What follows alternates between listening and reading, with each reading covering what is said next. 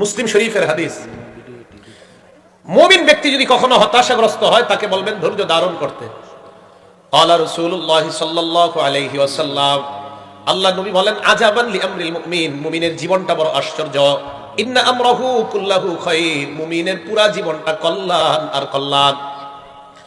মুসলিম শরীফের হাদিসের বর্ণনায় নবী বলেন, ৭৩৯০ নম্বর হাদিসে আল্লাহ নবী বলেন, মুমিনের জীবনটা কেন এত কল্যাণ আর মুমিনের জীবনটা কেন এত বরকতময়। ইন আসাবাতহু সাররা, মুমিনের যদি কোনো কল্যাণ অর্জন হয়ে যায়, মুমিন যদি ১০,০০০ টাকা লাভবান হয়, শাকারা, মুমিন বলে আলহামদুলিল্লাহ। মুমিন যদি ফসল বেশি পেয়ে যায়, মুমিন শুকরিয়া আদায় করে বলে আলহামদুলিল্লাহ।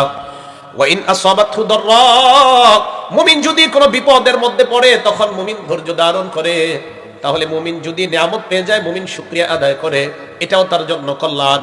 মুমিন যদি কোনো বিপদের মধ্যে পড়ে ধৈর্য ধারণ করে, এটাও তার জন্য কল্যাণ। মুমিন নিয়ামত পেয়ে শুকরিয়া আদায় করে, আল্লাহ নবী কয় এটাও তার জন্য কল্যাণ। মুমিন বিপদে পড়ার পর ধৈর্য ধারণ করে, ফাকানা খায়রাল্লাহ, আল্লাহ নবী বলেন এটাও তার জন্য কল্যাণ। তাহলে বলেন তো, মুমিনের নিয়ামত আসলে কি করা? শুকরিয়া। মুমিনের বিপদ আসলে কি করা? ধৈর্য ধারণ করা।